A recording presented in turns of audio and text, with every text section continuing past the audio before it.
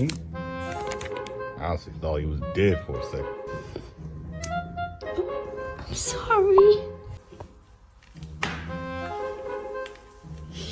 What's your name? Ezekiel.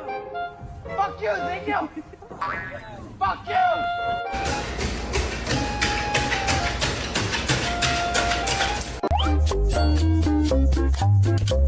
Tiny.